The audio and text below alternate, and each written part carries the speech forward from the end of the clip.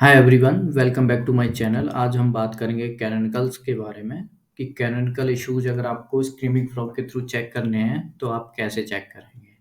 और सबसे best tool screaming frog है अगर बल्क में आपको canonical issues canonical tags check करने हो। तो जस्ट आपको क्या करना है, अपनी साइट को क्रॉल करना है। जैसे ये 100% हो जाए उसके बाद आपको इस सेक्शन में जाना है और यहाँ पे आपको कैनोनिकल्स मिल जाएंगे। कैनोनिकल्स मिलते ही यहाँ पे साइड में एक कैनोनिकल ओवरव्यू का सेक्शन आ जाएगा। इसमें आप चेक कर सकते हैं कि टोटल जो पेजेस हैं वो 263 है जहाँ कैनोनिकल्स चेक करने हैं, और इसमें जिन पे कैनोनिकल मिला है वो 198 है। बाकी पेज पे नहीं मिला है, उसका रीज़न है कि वो नो इंडेक्स पेज है, तो इसलिए, नहीं तो फिर वो मिसिंग में आ जाते। तो नो इंडेक्स पेजेस पे कैनोनिकल्स हम लगाते ही नहीं है। अगर आप लगा रहे हो तो बहुत गलत है, क्योंकि दो सिग्नल्स देना गूगल को कंफ्यूज करने जैसा है। तो अगर कोई नो इंडेक्स है मतलब वो बात खत्म। उसको बताओ मत कि वो कैनोनिकल है या मेन पेज इसका क्या है। कैनोनिकल का मतलब ये है कि इसका मेन पेज ये है, राइट। ये सिमिलर या डुप्लीकेट कंटेंट है, आप इसका मेन के पेज इसे कंसीडर करें। अब गूगल के ऊपर है कि वो, अगर उसे लगता है कि हाँ ये सच में डुप्लीकेट या कैनोनिकल है, वो सिमिलर है, तो ही वो कैनोनिकल को एक्सेप्ट करता है, वरना वो इग्नोर कर सकता है। तो इसकी कोई गारंटी नहीं है। चलिए देखते हैं इन सारे ऑप्शंस में आप क्या क्या चेक कर सकते हैं। सबसे पहले है कंटेन्स कैनोनिकल, यानी कि किन किन पेजेस पे कैनोनिकल लगा हुआ है। सबसे दूसरे पे है सेल्फ रेफरिंग, यानी कि 198 में से 196 पे सेल्फ रेफरिंग है। सेल्फ रेफरिंग मतलब जो यूआरएल ऊपर है वही यूआरएल कैनोनिकल में है, जो यूआरएल ब्राउज़र में दिखता है वही यूआरएल वहाँ है। कैनोनिकलाइज्ड मतलब डिफरेंट है। तो इसमें आप चेक कर सकते हैं, जैसे ही आप यहाँ जाएंगे कि वो लिंक क्या है। तो यहाँ पे ये दोनों पेज जो है इन पे ये लिंक कैनोनिकल के अंदर पड़े हुए हैं।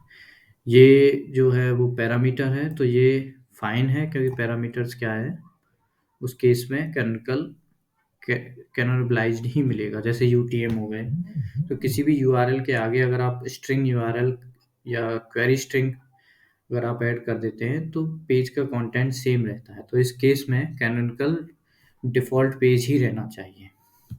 फॉर एग्जांपल, मैं अगर कोई एग्जांपल लूँ तो सपोज ये स्क्रीमिंग फ्रॉग का एग्जांपल ले लेते हैं, और इसमें आप व्यू सोर्स जाइए, यहाँ पे कैनोनिकल आप सर्च कीजिए तो आपको ये कैनोनिकल मिल गया सेल्फ, यानी कि सेम। और अगर मैं इसमें query string URL X Y Z कुछ भी डाल देता हूँ तो ये सेम कंटेंट रहेगा जो पहले था। और इसका व्यू सोर्स करूँ तो इसमें जो कैनोनिकल है वो डिफ़ॉल्ट पेज का है, सेम नहीं है, यानी कि सेल्फ रेफरिंग नहीं है।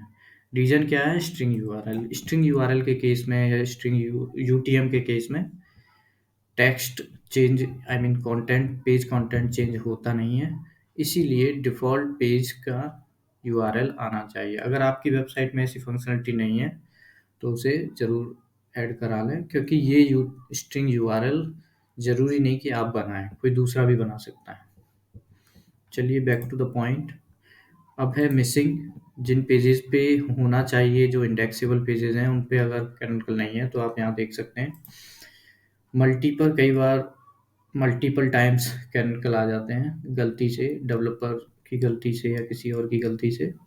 उस केस में गूगल कंफ्यूज हो सकता है, उसे रॉन्ग सिग्नल्स जा सकते हैं, और ये रैंकिंग और इंडेक्सिंग क्रॉलिंग पे आपको इम्पैक्ट कर पड़ सकता है इससे।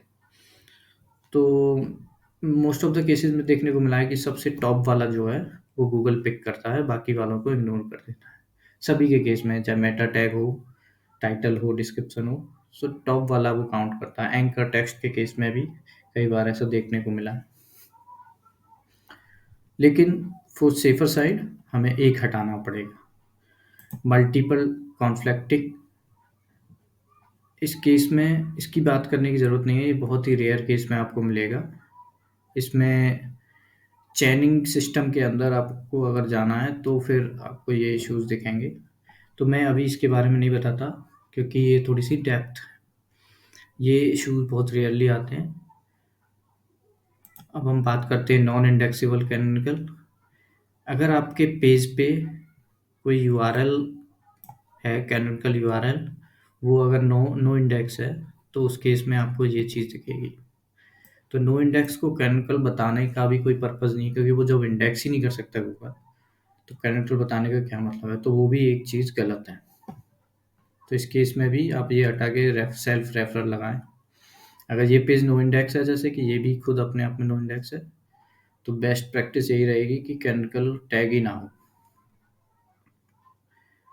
Canonical is relative. रिलेटिव के केस में क्या होता है, जैसे कि ये एग्जांपल हमने देखा, रिलेटिव के केस में डॉट को डॉट यू के या डॉट कॉम अगर आपकी साइट है, वहाँ तक नहीं आएगा, उसके आगे वाला यूआरएल आता है।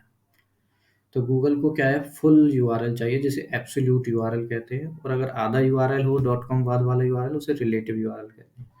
तो रिलेटिव यूआरएल गूगल पिक नहीं कर सकता। कई बार वेबसाइट में बाय डिफ़ॉल्ट फंक्शनैलिटी होती है रिलेटिव यूआरएल्स की, तो उससे ये दिक्कतें आती हैं। तो ये चीज़ें आप चेक कर सकते हैं और कैनोनिकल इश्यूज़ रिज़ॉल्व कर सकते हैं। I hope you like this video, and if you want, अगर आपको कुछ और पूछना है तो आप कमेंट में पूछ सकते हैं, अबाउट अस से मेल आईडी चेक करके उस पे पूछ सकते हैं। तो thank you so much for watching this video.